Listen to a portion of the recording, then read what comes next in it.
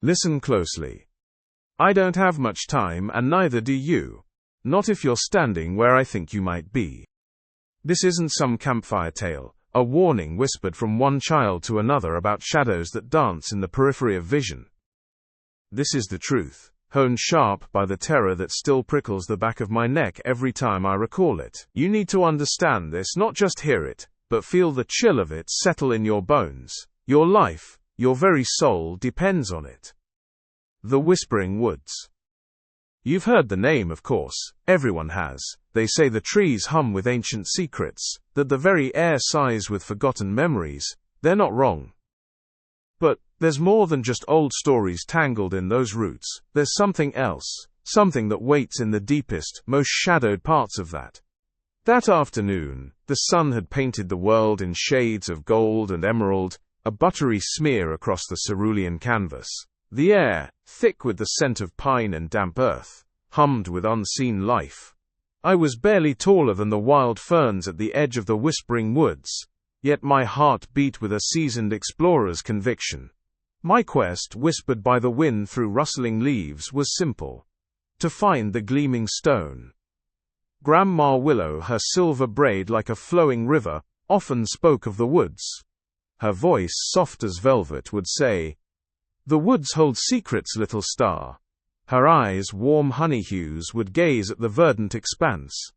Some secrets are beautiful, others are best left untouched. She never forbade me, but her gentle hand squeezes carried the weight of untold stories. Old Man Tiber, conversely, offered no poetry. His craggy face, weathered by sun and suspicion, would twist into a frown if my gaze lingered on the forest's shadowy depths. "That place ain't for children, Elara," he'd grunt, his voice like gravel. "Foolishness. Poking around where you don't belong." A spat of tobacco juice punctuated his grim pronouncements.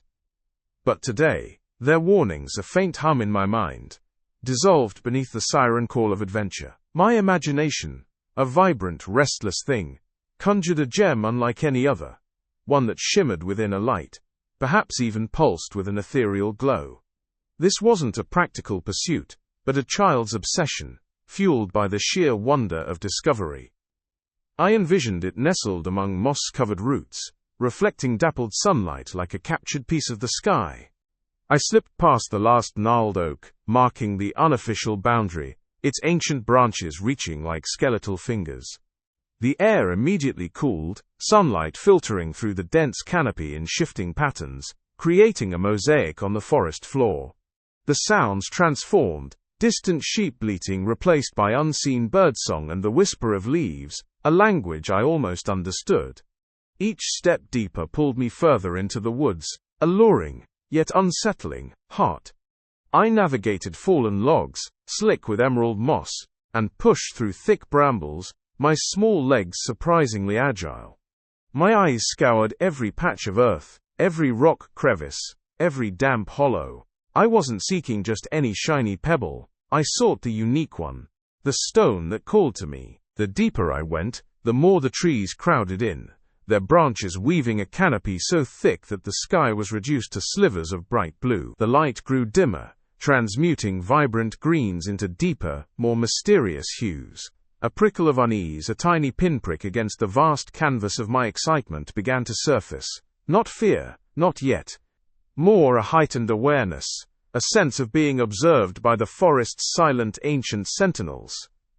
The wind's whispers carried more weight, more meaning, than just rustling leaves. They almost sounded like warnings.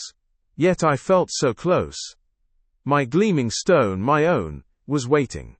I pressed onward, its glittering image a beacon in the growing woodland twilight. My small hand already reaching out to claim it. The familiar path, usually a comforting ribbon of dappled sunlight and dancing leaves, felt different today. Each step Elara took further into the woods, the cheerful symphony of the forest began to unravel. The bright, melodic chirps of finches that usually greeted her, the insistent drumming of a woodpecker, even the rustle of a squirrel scrabbling up an oak, all started to recede, as if muted by an invisible hand. The wind, which usually sighed through the canopy with a gentle hum, now barely whispered, a breath held. It wasn't a sudden cessation, but a gradual, insidious fading, like a radio dial slowly being turned down, note by note, until only static remained. Elara paused, her hand instinctively going to the small, smooth stone she always carried in her pocket. The air, typically vibrant with the scent of pine and damp earth, now seemed thinner, almost sterile. The light, which had been playful and shifting, grew strangely uniform, a dull, flat gray filtering through the dense leaves overhead. The woods, which had always felt like an extension of her own joyful spirit, began to feel like a vast, empty chamber. The silence that descended was not the peaceful quiet of a sleeping world. It was a heavy, oppressive stillness that pressed in on her ears, a vacuum where sound ought to be. Her own footsteps, usually absorbed by the soft forest floor, now echoed with an alarming clarity. The crunch of leaves, the snap of a twig, each sound seemed amplified, then swallowed by the pervasive hush, leaving no trace. It felt wrong. Like the woods were holding their breath, waiting. A shiver, unrelated to the mild autumn air, traced a path down her spine. It started as a prickle on the back of her neck, then spread, a cold dampness seeping into her skin. It wasn't the chill of a breeze but something far more insidious, a sensation that originated from within her, yet felt external, as if something unseen had laid a hand on her. She spun around, her heart thumping against her ribs like a trapped bird. Nothing. Just the endless, silent trees, their branches reaching like skeletal fingers towards the muted sky. She scanned the undergrowth, her eyes darting from shadow to shadow. Every instinct screamed at her that she wasn't alone. The feeling intensified, a persistent, icy scrutiny. It was as if 1,000 unseen eyes were dissecting her, analyzing her every move, her every breath. The air around her felt charged, thick with an unseen presence. She could almost taste the cold, metallic tang of its observation. Her breath hitched. She tightened her grip on the smooth stone, its familiar weight the only anchor in this swirling vortex of dread. She tried to rationalize it. A trick of the light, the sudden change in temperature, an overactive imagination fueled by the eerie silence. But the feeling was too real, too pervasive. It wasn't just a sense of being watched, it was a profound certainty, a chilling conviction that something was there, a silent, predatory intelligence lurking just beyond the veil of perception. Her skin crawled, the familiar comfort of the woods had evaporated, replaced by a deep-seated terror that threatened to buckle her knees. She had to get out. She had to break free from this silent, suffocating gaze. The shadows lengthened, stretching like skeletal fingers across the forest floor. I told myself it was just the time of day, that the setting sun always made familiar woods feel a little more ancient. It was silly, this creeping apprehension. I'd walked these paths since I was a child, knew every gnarled root and moss-covered stone. There was nothing to fear. Nothing at all. My rational mind, ever the optimist, tried to paint it as an overactive imagination, a byproduct of too many late-night ghost stories shared around a flickering campfire. A gust of wind, sudden and cold, rustled the dry leaves underfoot, and a shiver, sharp and undeniable, traced a path up my spine. It wasn't the kind of shiver you got from a chill in the air. It felt deeper, a tremor of instinct, warning me something was profoundly wrong.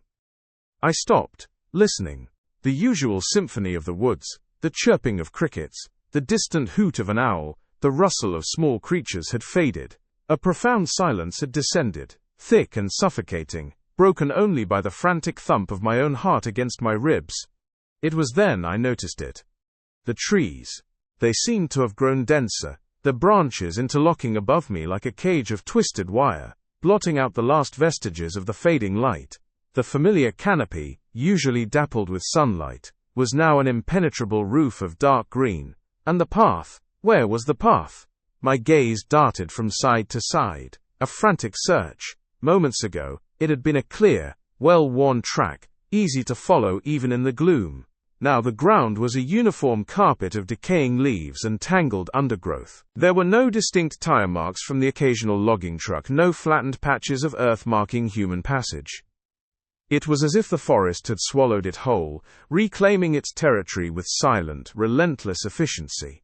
Panic, cold and sharp, began to prickle at the edges of my composure.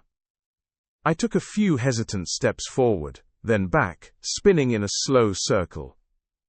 Each direction looked identical, an endless wall of ancient trunks, their bark rough and dark, merging into an indistinguishable blur.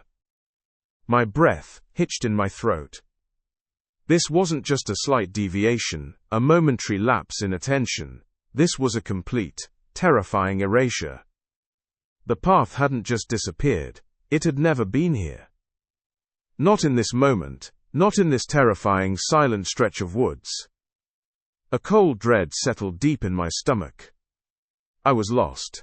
Truly, unequivocally lost, and the realization, when it fully hit, was a punch to the gut.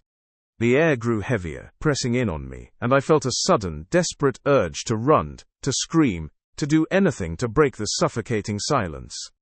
But my feet remained rooted to the spot, my body paralyzed by a fear that had nothing to do with the dark and everything to do with the unnerving sensation that I was no longer alone. The forest, once a comfort, had become a hostile, alien place, and I was trapped within its increasingly dense embrace. The sun was gone now, a faint bruise of purple and orange on the horizon, and the real darkness, the kind that eats light and hope, was fast approaching. I had to move, but which way? Every direction offered only more trees, more shadows, and the chilling certainty that whatever had made the path vanish was still out there, waiting. A subtle sound, at first a mere whisper, stirred against the pine wind's rustle. I dismissed it, a trick of dry leaves skittering across the autumnal forest floor, but it persisted, a faint rhythmic rasp, like a dull blade on rough stone, or perhaps something heavier, brittle, being dragged. Not yet loud but insistent, a low thrum beneath the birdsong and the distant river's rush. My hand, still gripping the sugar maple's bark, paused. Its fiery leaves blazed against the muted evergreen palette. "Did you hear that?" I murmured, my voice almost lost to the rising wind. Liam, ahead, stopped, turning with a furrowed brow. "Hear what, Elara? Just the wind." Of course he hadn't. My ears, a constant paradox, were annoyingly attuned to the slightest disturbance. A blessing, and a curse. They'd pick up a distant hum of machinery, or a hummingbird's frantic beat from across a meadow. But this rasp was different. It felt deliberate. I took a few steps, trying to pinpoint its origin. Deeper in the woods, beyond the well-worn deer trails. I veered, pushing aside low-hanging branches, dry leaves crunching under my boots. The sound didn't intensify, nor did it fade, maintaining its steady, unsettling rhythm. A constant companion, always just yards away, just out of reach. It shifted, first from my left, then my right, then directly ahead. Each time I thought I had it triangulated, it subtly shifted, mocking my efforts. It was a phantom chase, a sound without a fixed source. "Elara, where are you going?" Liam's voice, closer now, cut through my growing unease. He was patient, but even his limits stretched when I pursued invisible sounds. "That scraping," I called back, hushed. "It's still there. Like something heavy dragging." He caught up, his gaze sweeping the dense undergrowth. "I hear nothing, Elara."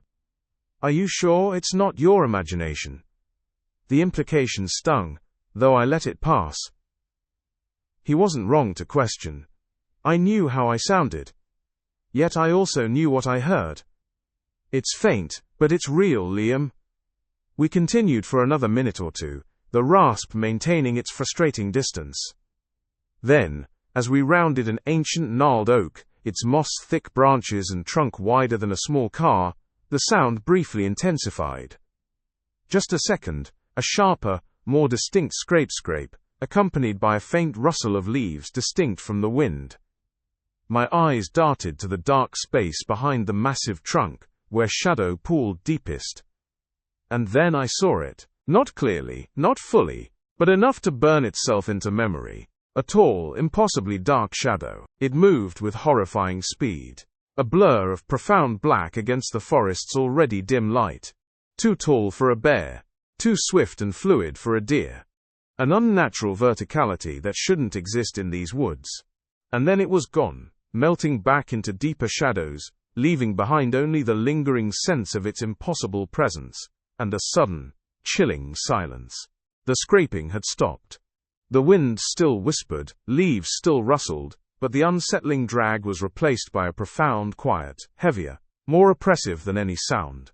My breath caught, a cold knot tightening in my stomach. Liam, sensing my sudden stillness, looked at me, eyes wide with concern. "Elara, what is it? You look like you've seen a ghost." I swallowed, my mouth suddenly dry. I hadn't seen a ghost. I'd seen something far, far worse. Something that had been making that scraping sound. And it had been moving with a terrifying purpose. The oppressive silence of the forest, once a comfort, now pressed in, suffocating me. Each rustle of dry leaves underfoot sounded like an accusation, each snapping twig a warning. I spun, disoriented, my heart hammering against my ribs. The moss-covered boulder I'd used as a landmark was gone. Or perhaps I'd circled, and it lay just beyond the next thicket. Panic, cold and sharp, began to claw at my throat. It wasn't the kind of fear that made you scream. It was the kind that made your breath catch, locking your lungs in a vice. My vision blurred at the edges, and the familiar scent of pine needles morphed into something metallic, acrid. "Hello." My voice was a reedy whisper, swallowed instantly by the vast, indifferent woods. I tried again, louder this time, but the sound felt thin, fragile, utterly insignificant. Where was the trail? The path I'd taken to reach the old well, the one I'd walked 100 times, had vanished. Every tree looked the same, every shadow deepened into an impenetrable wall. I clutched my arms, my fingers digging into the thin fabric of my sleeves, as if I could physically hold myself together. Then, I heard it again. Not the rustle of leaves, nor the snap of a branch, but a distinct, low scrape. It was closer this time, originating from somewhere just beyond the gnarled roots of the ancient oak that dominated the clearing. My head snapped towards the sound, but I saw nothing. My breath hitched. That wasn't an animal. It was too deliberate, too unnatural. Every fiber of my being screamed at me to run, but my feet felt rooted to the damp earth. My blood ran cold, turning my veins to ice. A shadow shifted between two particularly dense, broad-trunked maples, where the light struggled to penetrate. It was too dark there, too deep. Even for the fading afternoon sun, my eyes wide and unblinking, strained to resolve the shape from the gloom. It was impossibly tall, thinner than any human should be, like a shadow stretched beyond its natural limits. Its limbs were elongated, skeletal, yet there was a fluidity to its stillness that defied logic. And where its head should have been, there was nothing. A void. A smooth, featureless expanse that seemed to absorb what little light reached it, leaving only an unsettling blankness. No eyes, no nose, no mouth. Just an absence. My own breath hitched, a ragged gasp caught in my throat. This wasn't a trick of the light, wasn't a play of shadows, this was real. And it was terrifying. It didn't move. Not at first, just stood there, observing. Or, rather, it seemed to observe, for without a face, without eyes, how could it see? Yet I felt its regard, a chilling, palpable weight pressing down on me. It was the sensation of being utterly known, utterly exposed, by something unknowable. Then, it moved. Not with footsteps, not with a shuffle or a rustle. It glided. Slowly, silently, it began to drift forward, emerging from the deep shadows between the trees. It remained perfectly upright, its unnatural height making it seem to float just above the forest floor. And as it moved, it kept its featureless face, that horrifying blankness, directed squarely at me. It never turned its body away, never shifted its gaze. It simply slid, like a figure on ice, always facing me, always approaching. The scraping sound returned. A faint whisper that seemed to emanate from its very being. A sound of something impossibly heavy dragging across unseen grit. It wasn't fast, but its inexorable advance was far more unnerving than any chase. My vision narrowed to a tunnel, focusing only on that impossible featureless form. Every instinct screamed at me to close my eyes, to look away, but I couldn't. My gaze was locked, transfixed by the chilling spectacle of the man with no face, gliding silently towards me, a silent harbinger of unimaginable horror. The air grew heavy, thick with an unseen presence, and the temperature dropped several degrees, a sudden, unnatural chill that seeped into my bones. I could feel the thrum of my own pulse, a frantic drumbeat against the silence of its approach. The air turned stagnant, thick with the aroma of damp earth and decomposing leaves. A shiver, sharper than the late autumn wind, snaked down my spine. I halted, my breath clouding in the sudden chill, listening intently. The forest, which moments before had pulsed with the gentle harmony of rustling branches and distant bird calls, had fallen into an unnerving hush. Too absolute. Even the relentless drone of insects had ceased. Then it materialized. A sound like brittle foliage skittering across frozen ground, yet imbued with a distinct, disquieting resonance. It was a whisper, or more precisely, a rasping exhalation, thin and frail. It coiled around me, not from a single direction, but seemed to emanate from the very air, enveloping me entirely, and then, woven into that chilling current, I registered it. My name, Elara. It wasn't spoken, not truly, it was exhaled, protracted, each syllable a claw scraping against my eardrums. The sound wasn't loud, yet it vibrated deep within my bones, a tremor of pure dread. My heart thrummed against my ribs, a frantic cadence against the sudden, oppressive silence of the woods. My skin tingled, 1,000 icy pinpricks. I spun, my gaze darting through the deepening shadows, striving to penetrate the gloom that seemed to congeal around the ancient oaks. Nothing. Only gnarled trunks and skeletal branches reaching like skeletal fingers. But the whisper had been undeniable. It wasn't the wind, it was deliberate, directed at me.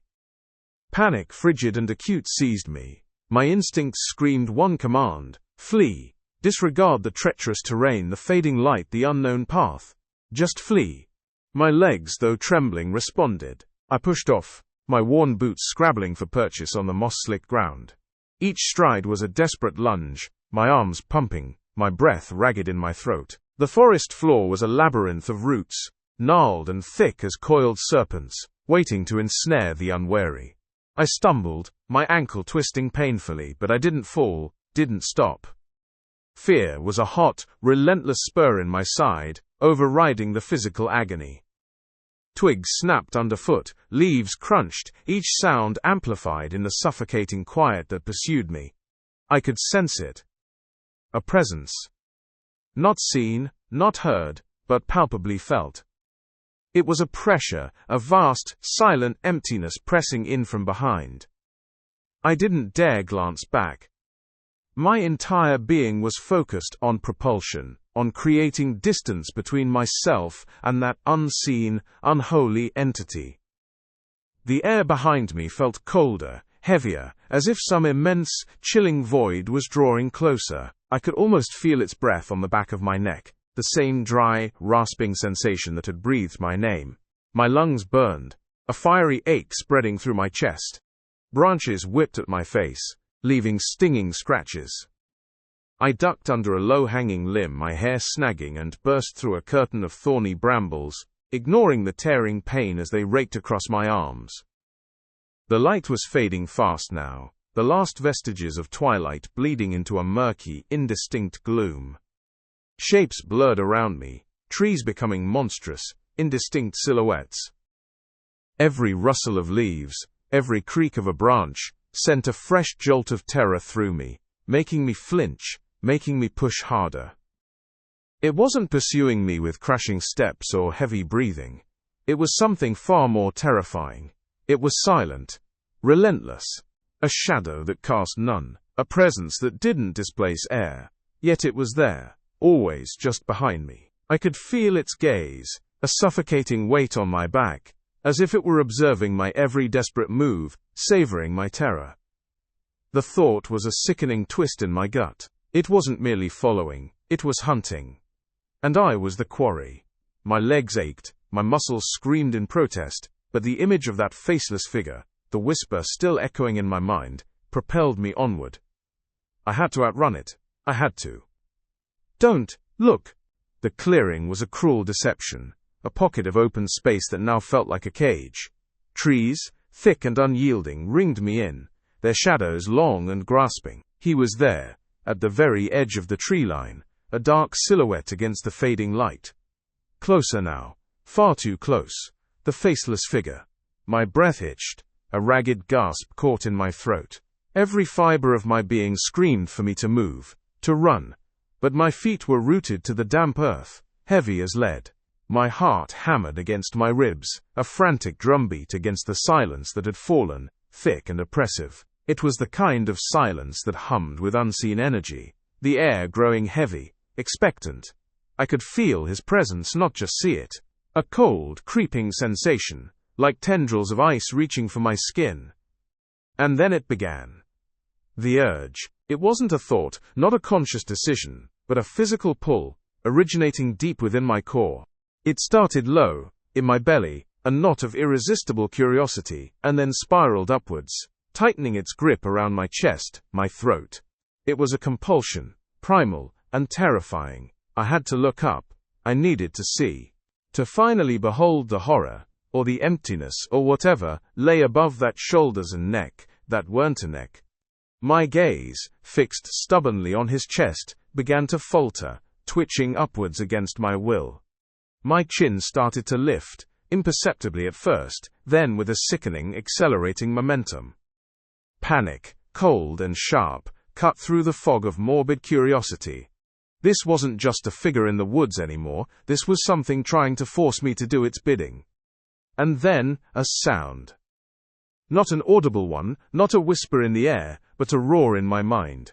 A voice, clear and undeniably mine, yet amplified beyond anything I'd ever experienced. It wasn't a thought, it was a command, a visceral, guttural bellow that reverberated through my skull, shaking me to my very core.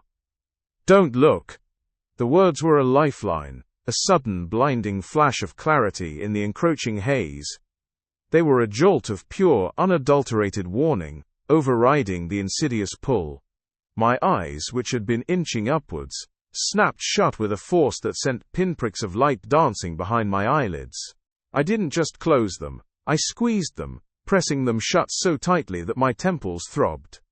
My hands, acting on instinct, flew to my face, fingers splayed wide, palms pressed hard against my closed eyes, as if to physically block out the temptation, to prevent them from ever opening again. The dark was absolute, comforting in its sudden lack of visual information, but the presence was still there, closer now, a cold breath on my face, a pressure in the air that felt like an unseen wall. My ears, deprived of sight, sharpened, picking up the almost imperceptible rustle of leaves, the faint earthy scent of damp soil and something else, something acrid, like ozone and old iron.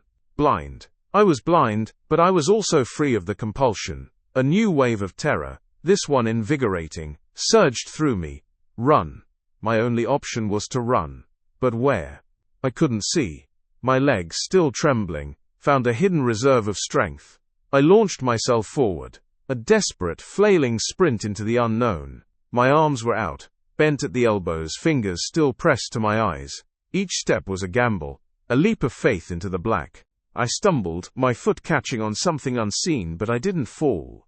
I lurched onward, a clumsy, frantic rush. Branches whipped past, unseen, unheard, yet I felt the cold brush of them against my arms, my face, as if the air itself was tearing at me. Then came the rush. A sudden, sharp blast of frigid air, far colder than the ambient temperature.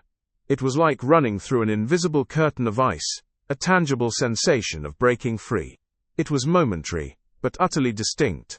The air behind me, where he had been, felt suddenly dense, clinging. The air ahead, where I was going, felt thin, liberating. I was out. The silent roaring in my mind subsided, replaced by the frantic pounding of my heart. My legs burned, my lungs screamed for air. I kept running blindly, until the burning in my muscles became too much, until the world spun from exertion. Only then. deep within the protective embrace of the forest's unseen depths. Did I dare to slow, to lean against a rough tree trunk, gulping in air? And even then, my hands remained pressed to my eyes, unwilling to risk a single glimpse. The command still echoed, a chilling whisper. "Don't look," my lungs screamed, each ragged breath tearing at the sudden quiet of the yard. The familiar cut grass, usually a balm, now tasted like bitter ash. One moment, the woods, oppressive darkness had pressed in, branches clawing like skeletal fingers. The next I was stumbling, knees buckling, landing hard on the soft dew-kissed lawn.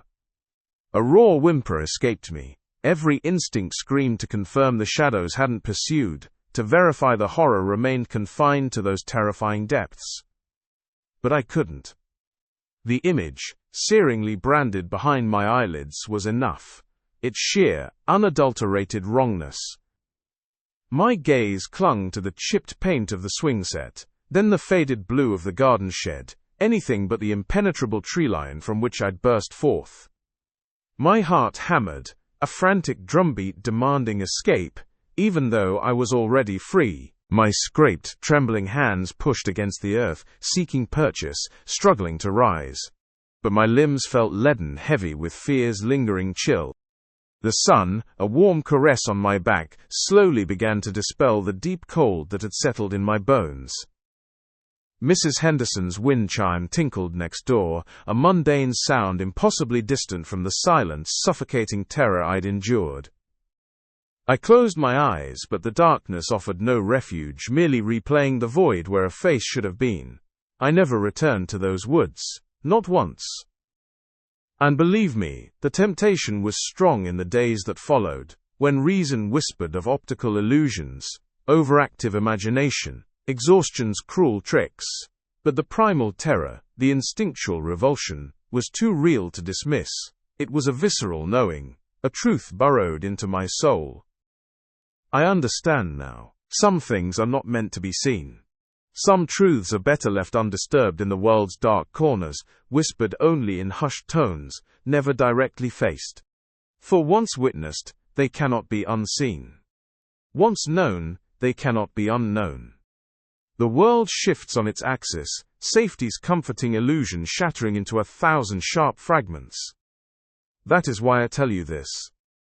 Not as a thrilling ghost story, or a cautionary tale about straying from the path. This is a warning. An earnest, desperate plea. You might hear the whispers, the legends, the dares. You might feel curiosity's pull, the itch to prove it all a myth. But I tell you, with every fiber of my being, it is not. There are things beyond explanation, things that exist outside our understanding, things that, once glimpsed, imprint themselves on your mind and haunt your waking hours, leaving you forever changed. The man with no face is one of them. So please, promise me. Promise you will never look, never turn your head, never let your eyes stray even for a second, into the depths where he might be waiting. Because if you do, you will never truly be free again. You will spend the rest of your days, just like me, perpetually looking forward, forever afraid of what might be lurking just behind you, forever afraid to look back.